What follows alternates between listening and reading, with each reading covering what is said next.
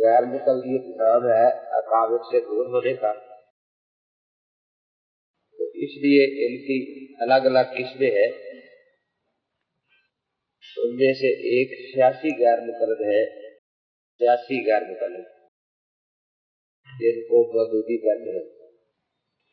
क्योंकि जो मजहबी गैर मुकल्लिद है उनको रफ़ाई जैन से ज्यादा प्यार है, इनको एक चीज रफ़ाई जैन से ज्यादा प्यारी है जिसका नाम वोट है। क्योंकि वोट रफ़ाई जैन न करने वालों के ज्यादा है दुनिया में, इसलिए इन्होंने अपनी रफ़ाई जैन को वोटों पर कुर्बान कर रखा है।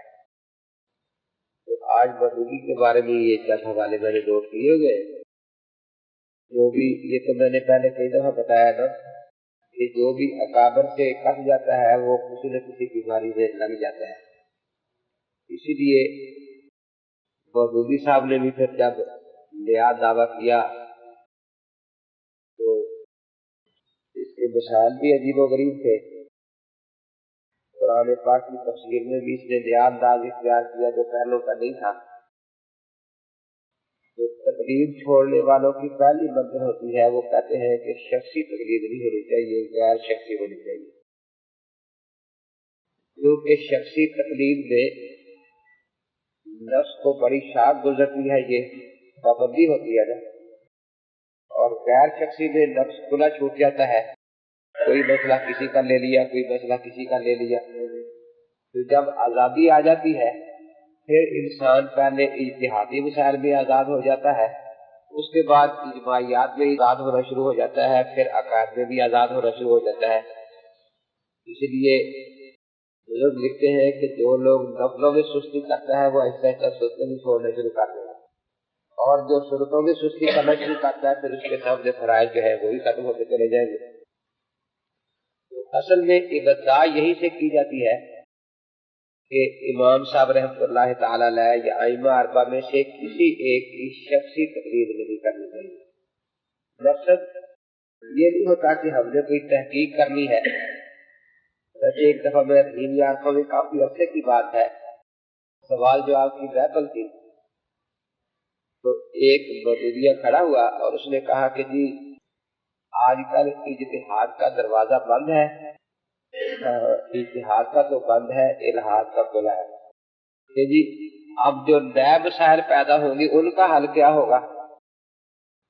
जो भी इस दरवाजे से आना चाहता है उसने नया मसला कोई हल नहीं किया, वो फिर भी मुफ्ती को कभी साहब रहमतुल्लाह हल कर देते। क्योंकि फिक़ह में ऐसे कवायद मौजूद है कि जो भी नया मसला आएगा वो उस कायदों से हल कर लिया जाएगा, लेकिन जो भी नया उठता है वो पिछली पुरानी नमाज को गलत कहता है। तुम्हारी नमाज गलत है, तुम्हारा जनाजे का तरीका गलत है। जनाजा तो आज नया शुरू नहीं हुआ ना। मैंने कहा एक ऐसा मुजतहिद बताओ जो मुजतहिद होने का नया दावा किया हो और उसने कोई नया पेश आने वाला मसला हल किया हो कि भाई ये मसला नया पेश आ गया है, इंजेक्शन का मसला क्या है, स्पीकर का मसला क्या है। बल्कि जिसने भी ये दावा किया तो ये लिया कि नए मसले हल करने हैं, लेकिन पुराने दीन को गलत करना शुरू किया और कोई उसने काम नहीं किया। तो ये सबसे पहले तो मैंने सुर्खी दी है हक़ तनकीद। रसूल खुदा सल्लल्लाहु अलैहि वसल्लम के सिवा किसी इंसान को मेयारे हक न बनाए, किसी को तनकीद से बालातर न समझे, किसी की ज़हनी गुलामी में मुब्तला न हो, हर एक को खुदा के बताए हुए इसी मेयारे कामिल पर जांचे और परखे जो इस मेयार के लिहाज से जिस दर्जा में हो उसी दर्जा में रखे। दस्तूर जमात इस्लामी सफ़ा 14। तो इनके यहाँ हर आदमी को तनकीद का हक है और हर किसी पर तनकीद का हक है सवाए मौदूदी के। मौदूदी पर तनकीद नहीं हो सकती, अंबिया अलैहिस्सलाम पर भी हो सकती है, सहाबा कराम पर भी हो सकती है। तो कुरान पाक ने तो बिल्कुल सीधा रास्ता बताया था, इहदिनस सिरातल मुस्तकीम। आगे क्या है? सिरातल लज़ीना अनअमता अलैहिम। तो हमें तो उनके रास्ते पर चलने का हुक्म दिया है, न कि उन पर तनकीद करने का। एक राहबर होता है और दूसरा राह होता है। तो मुनअम अलैहिम जो है ये हमारे राहबर है, हम राह है। اور یہ لوگ نہ راہبر ہے نہ راہرو ہے، بلکہ کیا ہے؟ راہزن ہے۔ یہ لوگ راہزن ہے، سیدھے راستے سے ہٹانے اور بھٹکانے والے ہیں۔ ظاہر ہے کہ کسی کی تابع داری اسی وقت تک ہوگی جب اس کی عظمت دل میں ہوگی، اس سے محبت ہوگی، اور جب اس پر تنقید شروع ہوگی تو تنقید کے بعد عظمت اور محبت کا باقی رہنا محال ہے۔ اس لیے اب تو یہ ان سے اپنی عزت کروائے گا، نہ کہ ان کی عزت کرے گا۔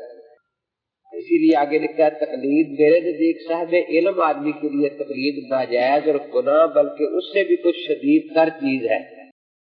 گناہ سے شدید تر چیز کا نام تو کفر ہی ہوتا ہے، مگر یہ یاد رہے کہ اپنی تحقیق کی بنا پر کسی ایک سکول کے طریقے اور اس کے اصول کا اتباع کرنا اور چیز ہے، اور تقلید کی قسم کھا بیٹھنا بالکل دوسری چیز ہے۔ یہی آخری چیز ہے جسے میں صحیح نہیں سمجھتا۔ رسائل مسائل حساب صفحہ 244 صفحہ 2۔ دیکھیے، ایک ہوتا ہے تعصب، اس کو ہم بھی برا کرتے ہیں، ایک ہوتا ہے تسلب، اپنے مسلک پر مضبوطی، اس کو برا نہیں ہم کہتے ہیں، یہ تو محمود چیز ہے نا۔ تعصب یہ ہے کہ دوسرے ائمہ یا ان کے مقلدین کو غلط کہا جائے، ان میں کیڑے نکالے جائے۔ اب یہ کہتے ہیں کہ جس طرح انبیاء علیہ السلام جو ہے سب کو ہم مانتے ہیں اور ان میں کسی کی برائی بیان نہیں کرتے ورنہ ایمان نہیں رہتا، اسی طرح صحابہ کرام کی آپس میں جو اختلافات ہیں وہ ان کو نہیں اٹھاتے، اسی طرح ائمہ دین کے اختلافات کو ہمیں نہیں اٹھانا چاہیے۔ اپنے امام کی ہم تقلید کرتے ہیں، دوسرے ائمہ کا ہم احترام کرتے ہیں۔ جس طرح تابع داری ہم صرف اپنے پاک پیغمبر صلی اللہ تعالی علیہ وسلم کی کر رہے ہیں، لیکن ایمان سارے نبیوں کا کرتے ہیں اور احترام سارے نبیوں کا کرتے ہیں۔ کسی ایک نبی کی توہین بھی کفر ہے۔ حضرت مولانا رحمت اللہ صاحب گیلانی رحمت اللہ علیہ عیسائیت کی تقریر خوب کرتے تھے، ان کو اللہ نے عجیب ملکہ عطا فرمایا تھا۔ تو ایک یہودی ان کے پاس آیا اور کہنے لگا کہ میں مسلمان ہونا چاہتا ہوں، لیکن میں باقی ساری چیزیں مانوں گا، عیسیٰ علیہ السلام کو نبی نہیں مانوں گا۔ نے فرمایا کہ پھر تو مسلمان نہیں ہو سکتا، ہمارے اسلام میں سارے نبیوں پر ایمان لانا ضروری ہے جتنے سچے ہیں، تو اس لیے جب تک تو عیسیٰ علیہ السلام پر ایمان نہیں لائے گا اس وقت تک مسلمان نہیں ہو سکتا۔ لکھا یہ بات تو مشکل ہے۔ عیسیٰ علیہ السلام کے بارے میں اس نے کچھ باتیں بیان کی، انہوں نے فرمایا کہ یہ باتیں ساری غلط ہے، ان باتوں پر ایمان نہیں لانا ہوگا۔ جس طرح اسلام نے بتایا ہے کہ وہ روح اللہ ہے، وہ کلمت اللہ ہے، وہ صاحب معجزات نبی تھے، اسی طرح ماننا پڑے گا۔ پھر وہ کہنے لگا کہ اچھا اگر یہ بات ہے عیسیٰ علیہ السلام کے بارے میں تو یہ تو میں مان لوں گا، لیکن جو عیسائیوں نے کہتے ہیں کہ وہ خدا کا بیٹا ہے، یہ تو نہیں ماننا پڑتا۔ اس نے کہا نہیں، ہمارے ہاں عیسیٰ علیہ السلام کے بارے میں یہی عقائد ہے کہ وہ انسان تھے، روح اللہ تھے، کلمت اللہ تھے، اللہ تبارک و تعالیٰ کے سچے نبی تھے، ان کی والدہ مریم صدیقہ ولیہ تھی۔ اس لیے جو عیسائیوں والے عقائد ہیں وہ ہم نہیں بنواتے، لیکن جو صحیح عقائد ہے وہ ہم بتاتے ہیں۔ قیامت کے دن حق تعالیٰ کے سامنے ان گنہگاروں کے ساتھ ساتھ ان کے دینی پیشوا بھی پکڑے ہوئے آئیں گے۔ اللہ تعالیٰ ان سے پوچھے گا کہ کیا ہم نے تم کو علم و عقل سے اس لیے سرفراز کیا تھا کہ تم اس سے کام نہ لو کہ ہماری کتاب اور ہمارے نبی کی سنت تمہارے پاس اس لیے تھی کہ تم اس کو لیے بیٹھے رہو اور مسلمان گمراہی میں مبتلا ہوتے رہے۔ ہم نے اپنے دین کو یسر بنایا تھا، تم کو کیا حق تھا کہ اسے عسر بنا دو؟ ہم نے قرآن اور محمد صلی اللہ علیہ وسلم کی پیروی کا حکم دیا تھا، تم پر یہ کس نے فرض کیا تھا کہ ان دونوں سے بڑھ کر اپنے اسلاف کی پیروی کرو؟